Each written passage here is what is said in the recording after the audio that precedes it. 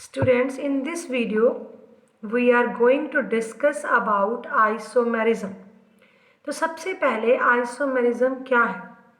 जब दो या दो से ज़्यादा ऑर्गेनिक कंपाउंड्स का मॉलिक्यूलर फॉर्मूला सेम हो बट उनका जो अरेंजमेंट ऑफ एटम्स है मॉलिक्यूल के अंदर, वो अरेंजमेंट, स्ट्रक्चर का अरेंजमेंट जब चेंज हो जाता है तो उसको हम कहते हैं स्ट्रक्चरल आइसोमर्स, और इस फिनोमिना को कहते हैं isomerism. Two or more compounds having same molecular formula but different structural arrangement in their molecules are called structural isomers, और उस प्रोसेस को, उस फिनोमिना को कहते हैं आइसोमेरिज्म. अब क्योंकि एटम्स का अरेंजमेंट डिफरेंट हो जाता है आइसोमर्स के अंदर, तो उनकी प्रॉपर्टीज भी डिफर करती हैं. और एक चीज़ याद रखने वाली ये है कि एल्केन्स हैं, जब 3 से ज़्यादा कार्बन एटम होंगे तभी आइसोमर्स बनेंगे. 3 से कम एटम्स के अंदर आइसोमर्स नहीं बनते हैं, वो ब्रांचेस नहीं बना सकते हैं क्योंकि उनका एक ही तरीका होता है जिसमें एटम्स अरेंज हो सकते हैं.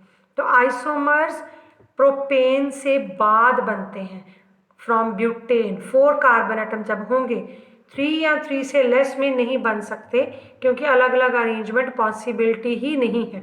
जैसे कि ये प्रोपेन है, जैसे कि आप देख सकते हो, ये मीथेन है, मीथेन, इथेन, प्रोपेन, इन सभी केसेस में आप देख सकते हो कि आइसोमर्स नहीं बन रहे. Methane 1 carbon, 2 carbon ethane, 3 carbon propane, क्योंकि इनमें ब्रांच ही नहीं बन सकती. तो स्ट्रक्चरल आइसोमर्स का मतलब होता है ब्रांच बने, तो 3 कार्बन एटम तक ब्रांच नहीं बनती.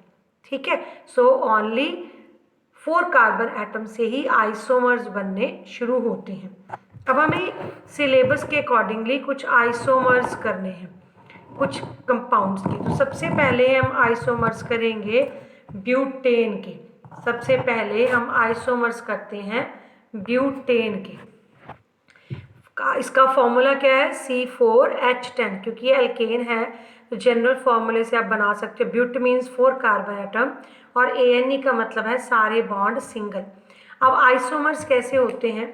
एक तो आप ये कर सकते हो कि 4 के 4 कार्बन एटम एक स्ट्रेट लाइन में लगाते हैं. ठीक है, इसका दूसरा अरेंजमेंट क्या हो सकता है? इसका दूसरा अरेंजमेंट हो सकता है कि 3 कार्बन हमने लगाए स्ट्रेट में और चौथा उसकी ब्रांच में लग गया. एक ये अरेंजमेंट हो सकता है. ठीक है, एक स्ट्रेट में चारों कार्बन और एक 3 कार्बन स्ट्रेट में, चौथे को ब्रांच में. ब्रांच कभी भी कॉर्नर पे नहीं लगाते हैं, ना इस कार्बन पे लगा सकते हैं ना इस कार्बन पे लगा सकते हैं, क्योंकि उससे सिर्फ चेन की लेंथ इंक्रीज होगी और कुछ नहीं होगा. लेंथ ऑफ चेन ही सिर्फ इंक्रीज हो पाएगी उस केस में.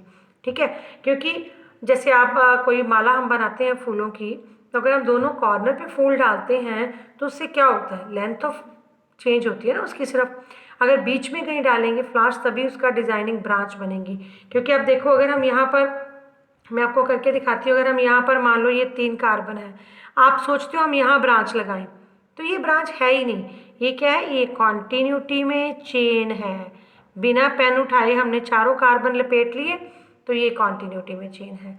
अब इसमें अगर हम चाहें तो बिना पेन उठाए हम चारों कार्बन एक लाइन में नहीं ले सकते हैं, हमारे पास एक कार्बन छूट जाता है. अगर इसको आप ऐसे भी करना चाहो कि हम ऐसे कर लेते हैं तो भी 3 ही आते हैं, चौथा नहीं आता. तो ब्रांच हमेशा कॉर्नर दोनों छोड़कर फिर लगानी है. अब दूसरे नंबर पर आपने सीखना है इन आइसोमर्स का स्ट्रक्चर कंप्लीट करें. इनके कार्बन के साथ हाइड्रोजन्स लगाएं, हर कार्बन की 4 वैलेंसी फिल करें, हर कार्बन की 4 वैलेंसी को फिल करें. ठीक है, अब हर कार्बन की 4 वैलेंसी फिल हो गई है. तो इसका नेम जो IUPAC नेम है वो तो ब्यूटेन ही है, लेकिन इसका कॉमन नेम होगा N ब्यूटेन. कॉमनली इसको हम N ब्यूटेन कहेंगे. क्लियर? अब इसके आप हाइड्रोजन्स कंप्लीट करें. N मीन्स यहाँ नॉर्मल, नॉर्मल. ठीक है, हाइड्रोजन्स कंप्लीट करें ताकि इसके हर कार्बन की 4 वैलेंसी, इस कार्बन की 4 वैलेंसी. अब इसकी नेमिंग कैसे करनी है? आपने इसका जो कॉमन नेम है दैट इज आइसोब्यूटेन. ये कॉमन नेम है इसका।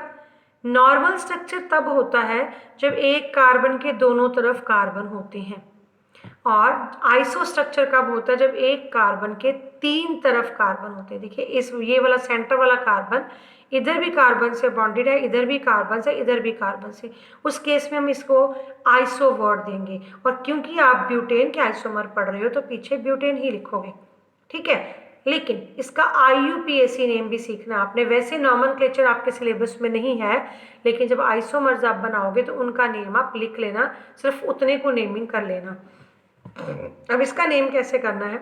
नेमिंग करने के लिए हमें कार्बन एटम्स की पोजीशन बतानी है 1 2 3, सच दैट जो ब्रांच लगी है, ये जो अलग बन गया ना, इसको हम ब्रांच कहते हैं अपनी लैंग्वेज में। This is branch. तो ब्रांच की पोजीशन मेंशन करनी है। अब इस ब्रांच को पोजीशन मेंशन करते हैं। ये है हमारा 1 कार्बन, ये 2 कार्बन, ये 3 कार्बन। काउंटिंग कैसे शुरू करनी है कि ब्रांच को लीस्ट पॉसिबल नंबर मिले। लीस्ट पॉसिबल नंबर ब्रांच को मिले, हमारी को लीस्ट पॉसिबल नंबर। तो चाहे इधर से काउंट करो चाहे इधर से करो, हर हालत में 2 नंबर पर ही ब्रांच आएगी। सो जिधर से मर्जी कर लो। अब 2 नंबर पर ब्रांच है, ये ब्रांच का नेम क्या है? C के साथ 3 H लगे हैं, ये CH3 है और इसको कहते हैं मिथाइल। CH4 मीथेन होता है, मीथेन से बना मिथाइल। इसका नेम कैसे लिखोगे? पहले तो पोजीशन लिखो, किस नंबर पर ब्रांच लगी है, 2 नंबर पर, फिर हाइफन डालो, फिर CH3 को मिथाइल कहते हैं, फिर मिथाइल लिखो, मिथाइल, ठीक है। उसके बाद 3 की टोटल चेन है, उसका नेम पीछे लिखो। 3 की चेन को कहते हैं प्रोपेन। ये इसका IUPAC नेम है। वैसे आपको नेमिंग नहीं आएगी कि कंपाउंड दिया हो नेम लिखो, वो आपको नहीं आएगा। बस इतने को नेम कर लो जितने को आइसोमर्स के अंदर है। 2 नंबर पर पोजीशन है ब्रांच की, सो 2 नंबर। ब्रांच का नाम क्या है? मिथाइल, सो मिथाइल लिख दिया। टोटल चेन 3 की है, उसको हम कहते हैं प्रोपेन, तो इसलिए हमने उसको प्रोपेन लिख दिया यहाँ पर, करेक्ट। ये नाम हो गया इसका। अब हम आगे करते हैं आइसोमर्स ऑफ पेंटेन। अब पेंटेन के आइसोमर्स करते हैं। पेंटेन C5H12, फॉर्मूला आपको पता है, जनरल फॉर्मूला CnH2n+2, वहाँ से आप बना सकते हो। तो इसमें भी अरेंजमेंट क्या क्या बनेगा? एक तो कार्बन 5 के 5 लगेंगे आपके स्ट्रेट लाइन में। ब्रांच अगली आपने खुद बनाने, आपको पेपर में ऐसे आएगा, draw all the isomers of butane, draw the structure of all the isomers of pentane या हेक्सेन, इन तीनों के आपने करने हैं। तो एक पहला तरीका क्या है? 5 के 5 लगा लिए हमने स्ट्रेट में, फिर 4 स्ट्रेट में और 1 को ब्रांच में यहाँ लगा दिया। आप यहाँ भी लगा सकते हैं। अगर आप यहाँ लगाएंगे तो आप काउंटिंग इधर से शुरू करेंगे 1 2 3 4। अगर यहाँ लगाएंगे तो काउंटिंग इधर से शुरू करेंगे 1 2 3 4। हर हालत में ब्रांच को लीस्ट पॉसिबल नंबर देना होता है, उधर से काउंटिंग शुरू करनी है। तीसरा स्ट्रक्चर इसका बन जाएगा, 3 कार्बन ले लीजिए स्ट्रेट में और 2 ले लीजिए ब्रांच में। 3 ले लीजिए आप स्ट्रेट में और 2 ले लीजिए ब्रांच में। तो ये इसका तीसरा स्ट्रक्चर बन जाता है। बस यही 3 स्ट्रक्चर इसके बनेंगे, इसके अलावा नहीं बनेंगे, क्योंकि कॉर्नर पे तो आप ब्रांच लगा ही नहीं सकते, कॉर्नर वाली ब्रांच होती ही नहीं है। क्लियर? अब इसमें आप हाइड्रोजन्स फिल कीजिए और इनके आपने नेम्स लिखने हैं।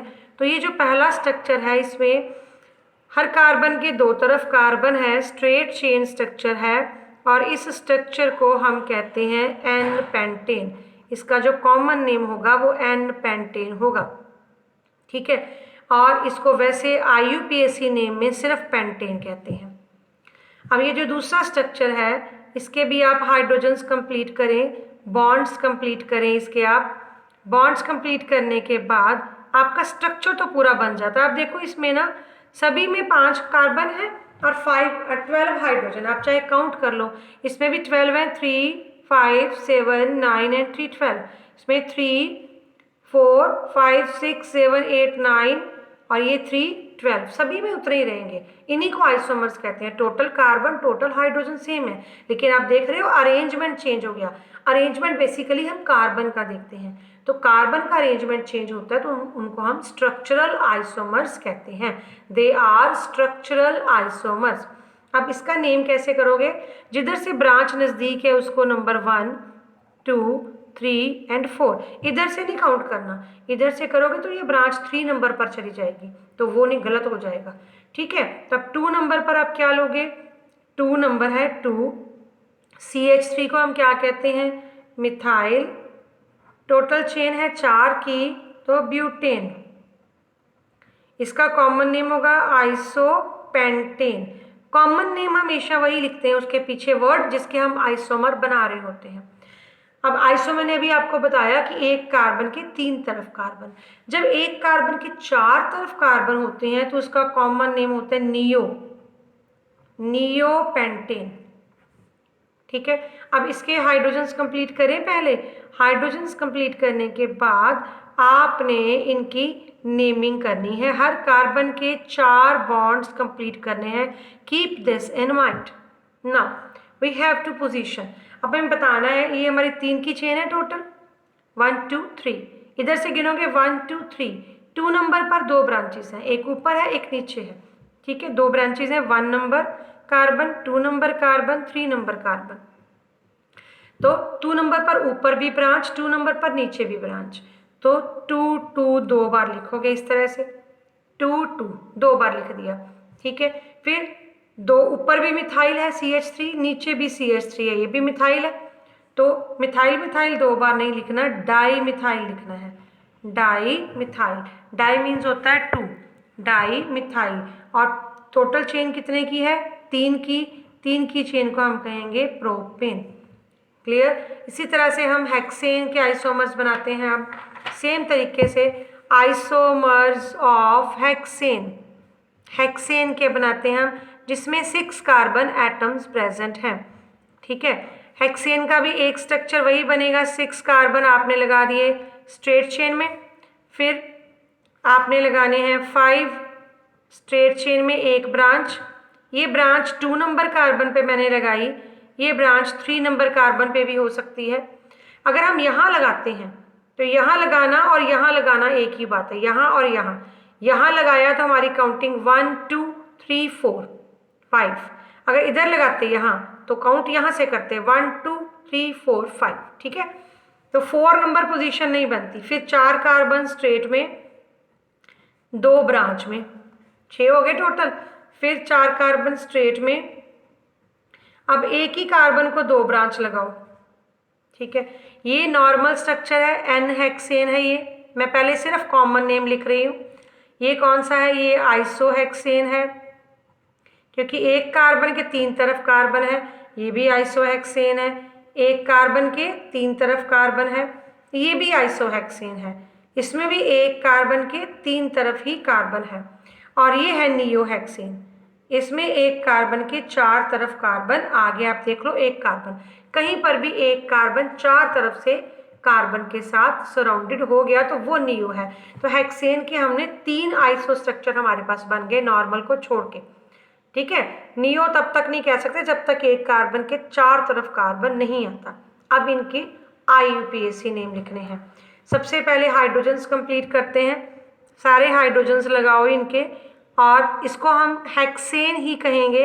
इसका IUPAC हेक्सेन नेम रहेगा, सिंपल हेक्सेन, क्योंकि ये एक स्ट्रेट चेन नॉर्मल स्ट्रक्चर है, एंड दैट इज हेक्सेन। ये जो सेकेंड है, इसमें जब आप हाइड्रोजन्स फिल करोगे तो आपने पोजीशन देनी है कार्बन एटम को, ताकि हम बता सकें हमारी ब्रांच किस नंबर पर आई है। ठीक है, तो हम इधर से नंबरिंग देंगे 1 2 3 4 5।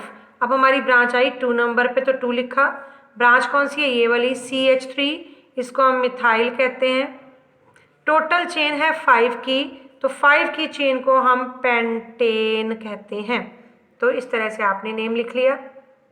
सिमिलरली इसमें भी हाइड्रोजन्स कंप्लीट करें पहले आप इनके। हाइड्रोजन्स कंप्लीट करने के बाद हम नेम लिखते हैं। ठीक है, अब देखिए इसमें आपका जो ब्रांच वाला पोजीशन है वो 3 नंबर पे आ गई है, 1 2 3 4 5। तो हम नेम में लिखेंगे 3 मिथाइल। अब 3 नंबर पे मिथाइल आ गया, 3 मिथाइल। टोटल चेन तो 5 की है, तो 5 की चेन को कहते हैं पेंटेन। ठीक है, अब यहाँ पर हर कार्बन के हाइड्रोजन्स लगाएं पहले। सबसे पहला काम यही होता है कि हम इसके स्ट्रक्चर को फिल करें। यू कैन काउंट कि हर किसी में 6 कार्बन होंगे और सभी में 14 हाइड्रोजन ही आएंगे। You can count them. अब यहाँ 2 ब्रांचेज आ गई, 1 2 3 4। 2 नंबर पर भी मिथाइल, 3 नंबर पे भी मिथाइल, 2 पर भी मिथाइल, 3 पर भी मिथाइल। तो नेम कैसे आएगा? 2 2, दोनों बार 2 फिर कॉमा 2, फिर हाइफन भी डालना जरूरी है। दोनों 2 मिथाइल हैं तो डाई मिथाइल। अब चेन कितने की है? 4 की। सो नेम के पीछे आएगा ब्यूटेन। जितने की टोटल चेन होती है स्ट्रेट, उसका पीछे वाला नेम आता है ब्यूटेन। लास्ट स्ट्रक्चर है ये हमारे पास। इसका 3 ही आपको करने हैं, ब्यूटेन, पेंटेन और हेक्सेन के। आपके सिलेबस के अकॉर्डिंगली 3 ही स्ट्रक्चरल आइसोमर्स करने हैं। नेक्स्ट वीडियो में मैं आपको पोजीशन वाले आइसोमर भी बता दूंगी। अब इसका नेम क्या आएगा? 1 2 3 4। ठीक है। अब इसमें 2 नंबर पर 2 हैं तो 2 2। अब दोनों मिथाइल हैं, डाई मिथाइल हो गया। टोटल चेन ब्यूटेन है, 4 की चेन है तो पीछे हमने ब्यूटेन लिख लिया। 2 नंबर पर ऊपर भी ब्रांच, पीछे भी ब्रांच। अगर हम इस कार्बन को लगाते हैं ना 2 ब्रांचेस, तो हम इधर से काउंट करते हैं 1 2 3 4। आप ये नहीं कह सकते कि 3 3 डाई मिथाइल बन सकता है, नहीं बन सकता। अगर हम यहाँ लगाएंगे तो हमें काउंटिंग इधर से करनी पड़ेगी। हर हालत में ये 2 नंबर पर ही रहती है, क्योंकि रूल होता है IUPAC नेम लिखने का कि हमें काउंटिंग जिधर से करनी है सबसे लीस्ट पॉसिबल नंबर मिलना चाहिए हमारी ब्रांच को। तो 3 ही आइसोमर स्ट्रक्चरल वाले आपने करने हैं, ब्यूटेन, पेंटेन और हेक्सेन के। नेक्स्ट वीडियो में मैं पोजीशन आइसोमर्स के बारे में आपको एक्सप्लेन करूंगी।